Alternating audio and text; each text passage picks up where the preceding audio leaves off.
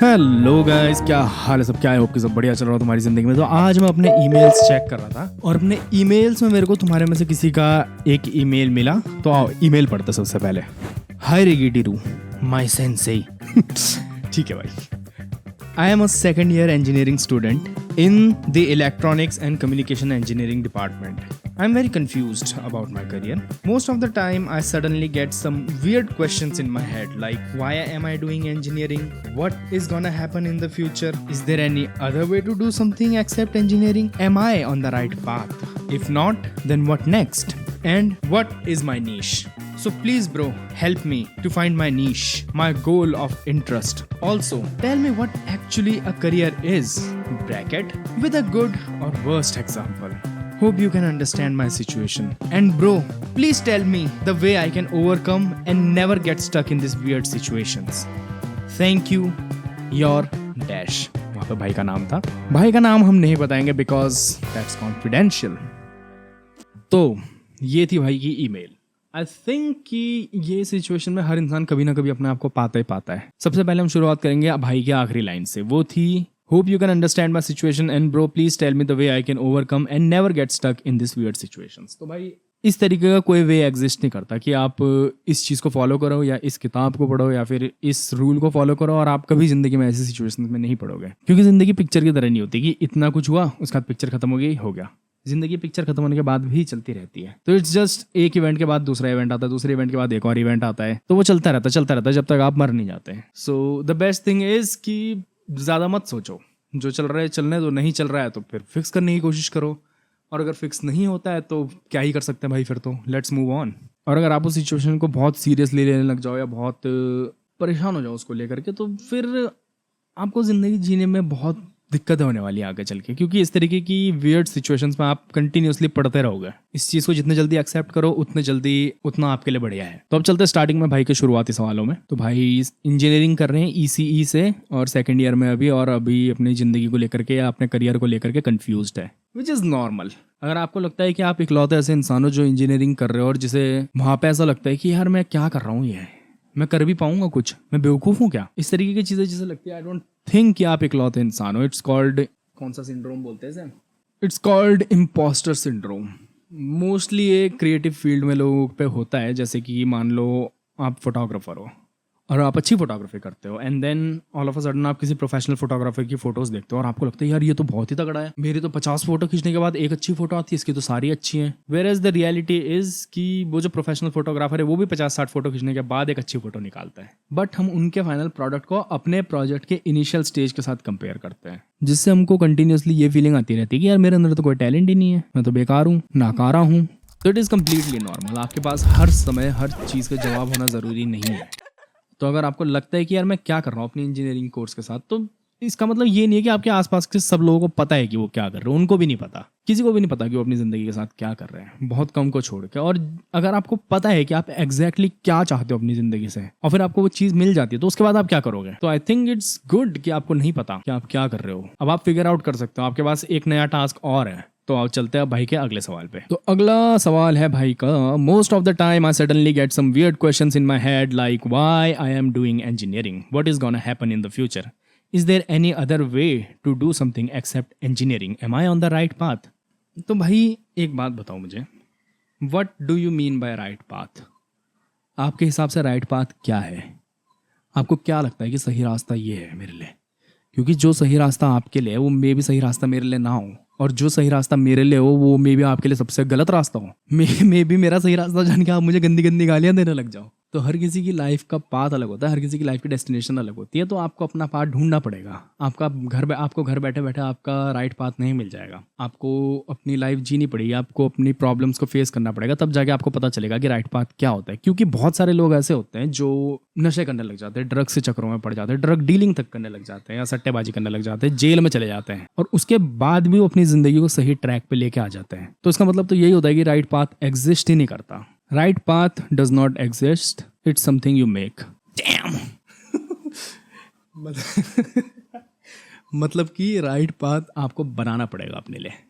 ये आपको अपने आप नहीं मिल जाएगा कि भाई ये वाला रास्ता सही है, मेरे को यहाँ जाना है। और रही बात इसकी कि is there any other way to do something except engineering, of course बहुत सारी चीजें, इंजीनियरिंग दुनिया की शुरुआत और खात्मा नहीं है। Engineering is not the end of the world, but अगर आप इंजीनियरिंग कर रहे हो तो कंप्लीट ही करो, उसे बीच में छोड़ने की कोई जरूरत नहीं। क्योंकि अगर आप अभी जोश में आके ताव में आके छोड़ दो कि भाई मैं नहीं कर रहा, इंजीनियरिंग भाड़ में गई, आज से 4-5 साल बाद आपको रिग्रेट हो, आपको नौकरी ना मिले, कुछ भी हो सकता है ना। तो जो आप डिग्री कर रहे हो उसे करते रहो, साइड बाय साइड अपनी नीश ढूंढो कि मेरे को क्या पसंद है। क्योंकि दुनिया में बहुत सारी चीजें हैं जो आप कर सकते हो और इंजीनियरिंग उसका 1% हिस्सा भी नहीं है। दुनिया में बहुत सारी चीजें जो आप इंजीनियरिंग करने के बाद कर सकते हो, दुनिया में बहुत सारी चीजें जो आप इंजीनियरिंग के बिना भी कर सकते हो। तो इतनी सीरियसली किसी भी चीज को लेना, इतनी ज्यादा वैल्यू, इतना ज्यादा तवज्जो किसी भी चीज को देना बेवकूफी है। फिर चाहे वो इंजीनियरिंग हो या आपके रिश्ते नाते जो भी हो, कुछ भी चीज इस दुनिया में एंड ऑफ द वर्ल्ड नहीं होनी चाहिए आपके लिए कि भाई ये नहीं हुआ तो मैं तो खत्म हो जाऊंगा, भाई मेरा क्या होगा फिर। ये वाली मेंटेलिटी नहीं होनी चाहिए किसी भी इंसान की। क्योंकि अगर आपकी ये मेंटेलिटी है कि अगर भाई मेरा ये एग्जाम क्लियर नहीं हुआ तो मैं क्या करूंगा, मैं पता नहीं क्या, भाई मैं तो भाग जाऊंगा, और आपका वो एग्जाम क्लियर हो गया तो फिर आपकी लाइफ का कोई पर्पस ही नहीं बचेगा। फिर क्या करोगे आप, नया पर्पस ढूंढोगे।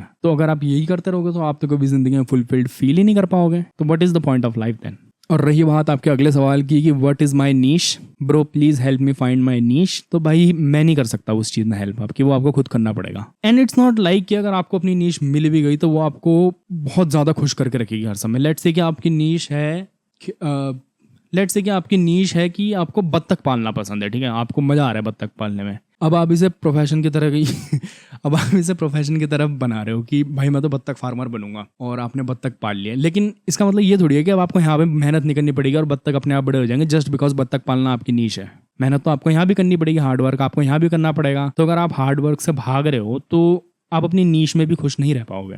अपनी नीश ढूंढने का बस फायदा आपको ये होगा कि वहाँ पे जब आप बत्तखों की हेल्प करोगे ग्रो करने में, तो आपको ऐसा लगेगा कि हाँ ठीक है भाई मैं कुछ कर रहा हूँ अपनी लाइफ के साथ, आई am doing something with my life. बस ये होता है अपनी नीश ढूंढने का फायदा। अगर आपको अपनी नीश पता है कि भाई मेरे को ये चीज़ करनी है जिंदगी के साथ, तो आप वहाँ पे अपना 100% देते हो और आपको ऐसा नहीं लगता कि आप कंटिन्यूस एग्जिस्टेंशियल क्राइसिस में रहते हो कि यार मैं क्या कर रहा हूँ अपनी जिंदगी के साथ, मैं क्या कोड लिख रहा हूँ बैठ के, या फिर मैं क्या ये भयंकर रोबोट बना रहा हूँ बैठ के। फिर अगर आपके एक्चुअल नीश यही है, प्रोग्रामिंग वगैरह है या फिर रोबोटिक्स है, रोबोटिक्स बोलते हैं ना उसे, और आपको मैं भेज दूं जबरदस्ती कि भाई ये बतख पालन करनी यहाँ पे, चल मेरे को अगले महीने तक यहाँ पे 20 बतख चाहिए और अभी तेरे को मैं 10 बतख देखे जा रहा हूँ, तब भी आप यही सोचोगे कि यार क्या कर रहा हूँ मैं यहाँ पे, ये क्या भयंकर बतखों को पाल रहा हूँ बेमतलब में। अब कोई बहुत ही इंटेलिजेंट प्रोग्रामर है, उसको मैं बोल दूं बतख पालने को तो उसे मजा नहीं आएगा। वेरएज़ कोई बहुत बढ़िया बतख पालक है, उसको मैं बोल दूं कि चल भाई यहाँ पे बैठ के कोड लिख मेरे लिए, तो उसको भी अच्छा नहीं लगेगा। तो जो आपकी नीश है वो मैं नहीं बता सकता आपको, वो आपको खुद ढूंढनी पड़ेगी। और अगर आपको वो मिल भी गई तो आपको अपने दिमाग से ये खूबसूरत पर्दा हटाना पड़ेगा कि अगर मैं अपनी नीश ढूंढ लूँ तो मुझे मेहनत ही नहीं करनी पड़ेगी, मैं अपने आप सक्सेसफुल हो जाऊंगा वहाँ पे, क्योंकि ऐसा नहीं होता, मेहनत आपको करनी पड़ेगी। इट्स जस्ट दैट कि आपको वहाँ मेहनत करने में एक्चुअली मजा आएगा,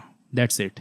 अब आते हैं आपके आखिरी सवाल पे कि also tell me what actually a career is with a good और वर्स्ट एग्जाम्पल। तो भाई career is something you do with your professional life, that's it, as simple as that. उसके बाद आप उसे फर्दर डिफरेंशिएट कर सकते हो कि भाई successful career, unsuccessful career, peaceful career, stressful career, boring career. और गुड और वर्स्ट एग्जाम्पल करियर का यही था जो मैंने आपको पहले दे दिया, बत्तख फार्मर और रोबोटिक्स प्रोग्रामर, है ना। कोई भी करियर किसी के लिए अच्छा या बुरा नहीं होता, हर चीज हर इंसान के लिए अलग होती है। अब लेट्स से कि हम किसी एक ऐसे करियर को उठाते हैं जिसको हम सब बहुत हाई लेवल पे रखते हैं। लेट्स से कोई ट्रैवलिंग शो चला रहा है अपना, ठीक है। आई मीन जब हम छोटे थे तो हम देखा करते थे, टीवी में आते थे ट्रैवलिंग शोज जहाँ पे वो नए नए देशों पे जाते थे, नए नए लोगों से मिलते थे, उन लोगों के कल्चर के बारे में जानते थे, उन लोगों की। अबे यार ये जलमुर्गी पागल है क्या, कहाँ था मैं, हाँ।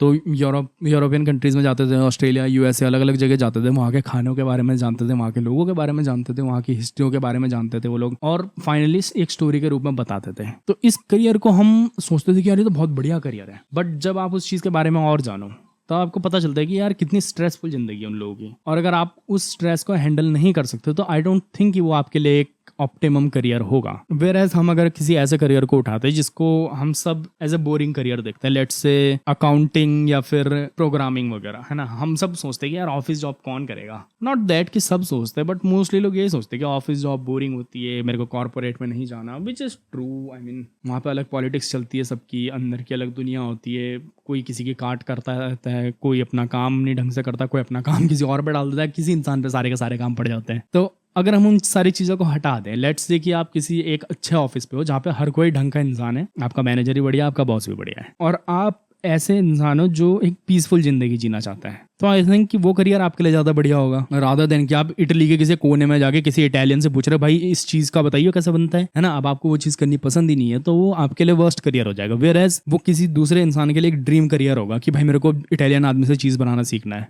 सो इन दी एंड मैं यही कहूँगा कि हर चीज़ at the end of the day आके आपके अपने डिसीजंस, आपके अपने लाइक्स एंड डिसलाइक्स पे ख़त्म होती है। तो सबसे पहले आपको ये जानना पड़ेगा कि आपको पसंद क्या है और आपको नापसंद क्या है।